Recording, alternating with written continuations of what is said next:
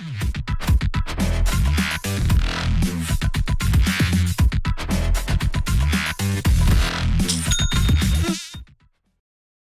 guys, and welcome to the next video, and actually the last video of Module 2 in High Ticket Ecom Secrets course. And in this video, I want to talk about a really important question that gets asked pretty frequently.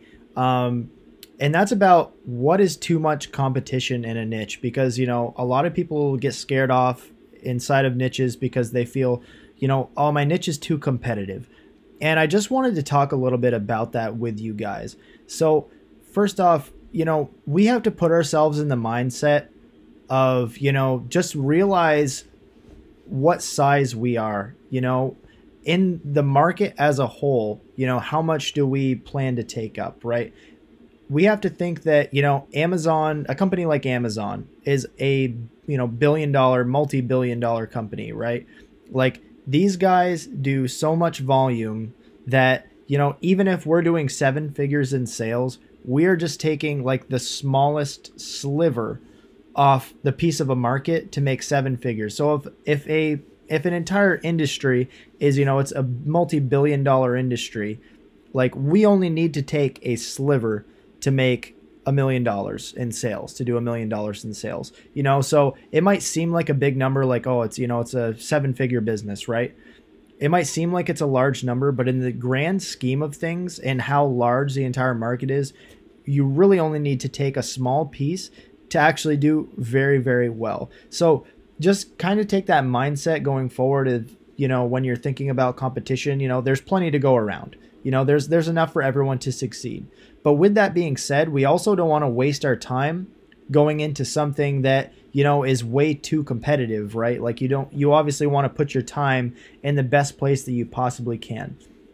So the next nugget that I'm going to give you is that saturation doesn't occur at the niche level. It occurs at the product level. And what I mean by that is that, so chandeliers, our example of chandeliers, you know, we can't just go ahead and say that chandeliers is a saturated niche, right? Because there are so many products and brands within chandeliers that some of those can absolutely be successful. And the way that we're marketing and advertising these products, we can find places to be successful within a niche, regardless of if a certain brand or supplier is saturated. And in this video, I want to show you how we're going to be going about that. So if you'll notice from the last video, I added this extra column over here next to supplier name. It's average numbers of competitors, or average number of comp. And essentially what I'm looking to do is, for all of the suppliers that we found in the previous video, we are going to use Google Shopping to determine the average number of competition. And again, we're using Google Shopping because that's a marketing platform that we'll be using primarily to drive sales in high ticket dropshipping. And we want to see what our competition is looking like for each one of the brands that we have found. And then again, we can use that to determine if that is a brand that we would like to feature on Google Shopping. Now, even if a niche, we determine that a supplier is super competitive, that doesn't mean that we don't want to get their products, because just having their products on our site, we don't have to pay for traffic to get those on our site. For example, we don't have to put those on Google Ads to get sales for those products, or, you know, we don't have to pay for that traffic. We can have them on our site. They can sit there, you know, they can be for organic reach. There's a whole bunch of different things that we can use them for. We can try other avenues, but this is specifically for Google as a traffic source. So what we're going to do here is, again, I'm going to go back to split screen. I'm going to bring this back a little bit and bring us on to our trusty Google here. And all I'm going to do is I'm going to go down this list. I'm obviously not going to do every single one, but I'm going to show you how to do it. And I'm going to be copying the supplier name, going into Google, pasting it in, and going to the shopping tab. Okay. And what we're doing here is we are looking specifically for the number of stores that each product sold by this company is coming up for. And what this means when you see this like 10 plus stores, that means that this is the amount of different online stores that are selling this specific product, right? So this A19 10 or 1803 Flores 4-inch ceramic wall sconce is being sold. This particular product is being sold by 10 plus different online stores. And that's not necessarily a bad thing. I just wanted to show you. And this 10 plus means more than 10, less than 15, because there's also a 15 plus stores option as well. So we're going to go down, and basically what we're looking for is the average number of all of these together. And again, it's not going to be it's not a perfect science. We're not crunching this into a calculator or anything. We're just kind of eyeballing it here. So 10 plus, again, this is an A19. And also you want to be clarifying that it is being sold by that supplier. For example, this one right here, that's Maxlight, that's a light bulb. That's not A19 as the brand. So you want to make sure that you're checking that you're actually on the right brand. So 10 plus on an A19, 10 plus. Skip. We got some bulbs here. A whole bunch of bulbs when you're typing in A19. This one's a wall sconce by A19. It's only got one. Let's try to go to the next page here and see if we can get some better data. There might even be a better way to, let's see. So we don't want to do LEDs and bulbs. So let's do wall lamps and sconces. There we go. That's going to give us a more accurate search. So just keep that in mind. Keep that in your back pocket as well. If you are coming up with a bunch of unrelated terms or items in here, you may need to narrow it down a little bit in the category section inside of Google Shopping to narrow it down. So again, we can do this 10 plus on A19, 10 plus, 10 plus, 10 plus. Same story here, 5 plus, 3 stores. If it's less than 5, it will tell you exactly how many stores are selling it. And you can see that. And if it just shows 1, like Y Lighting, then they're the only store that's selling this particular product. So that would be a 1. So there's 1, 1, 1, 4. Now keep in mind, we also have to be looking out for the titles here. So that's not. So based on what I've seen so far, there's some of these. For example, this is only being sold by 1 store. These ones that are only being sold by 1 store, those are good items. Like this is only being sold by Build.com.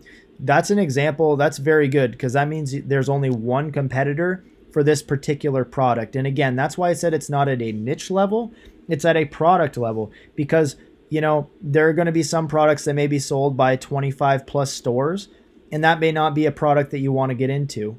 But when you see this 1 store selling this product, this may be an example. Obviously, we want the price to be a little bit higher, but this is an example of a product that we would consider selling because there's only 1 competitor. There's only 1 other person, 1 other store selling the item. But from what I've seen here, the majority of these are about 10 plus on the first page, but then we have some that drive it down a little bit. So I'm going to put 5 in our average competition here, simply because, again, there are some that are higher, but then as we go down the list a little bit, there are some that go down a little bit, you know, where these are only one store that are selling them. So I'm going to put it at 5 because I want to give it as accurate of an average as I can. And then all we do is we go down to the next one. So then we're going to go and we're going to copy Acclaim Lighting, paste it into shopping, and the same thing here. And so now we see we've got 20, 10 plus, 5 plus, 10 plus, 4, 10 plus, 5, 4, 10 plus, 5, 20 plus, 10 plus. All right, so this one's looking a little higher. This, you know, we've got some 20s, we've got some 10s, some 5s. So what I'm going to do is I'm going to say that this right here is a 10. And again, this isn't, you know, this isn't anything scientific here. This is just some ballpark estimates that we're using here. And again, as you can see, there's still some in here that's only being, this particular product is only being sold by 1 supplier. That's an example of a product that we could advertise for because, and to, you know, tell you about it further, these are obviously, as we talked about are PLAs, or product listing ads. So these are the amount of people that are bidding their money on Google Ads to feature their products on this page. So that's how many stores are paying money to have people come and look at their products. So as we can see there, we're going to do the same thing. Take AFX, paste it. This is the last one I'm going to do here, just for the sake of this video, just to show you guys how it's done. And again, so we've got 10 plus, 10 plus, 2, 2, 1, 3, 1, 3, 1, 5 plus, 3, 3, 3, 5 plus, 3, 3, 3, 3, 3, 3. I'm seeing a lot of threes here. So what I'm going to do is, yeah, even though there's this one that's, you know, like a couple that are 10 plus, most of these that I'm seeing are 3 or less, like 2. This one's only being sold by 1. So I'm going to put 3 as the average competition here. And you're just going to do this, guys, for all of your suppliers, because, you know, obviously when you find suppliers that, you know, are a little bit lower, those could, you know, be a good example of a product that you're going to sell. But even this one right here, even at 10, that's nothing that you should be scared of. You know, if it said 25 plus and every single product on there was 25 plus, I would probably not list those on Google Ads. That's not something that I would consider a good opportunity to advertise for on Google. But, you know, there are other avenues that you can look at for sales. You know, Google isn't, you know, it's the majority of what we're looking for, but it's not everything. So we can get creative and use other avenues. So I would say, you know, still obviously try to get those suppliers, because the more products, the merrier. The more products you have, you're not paying money to have products on your website.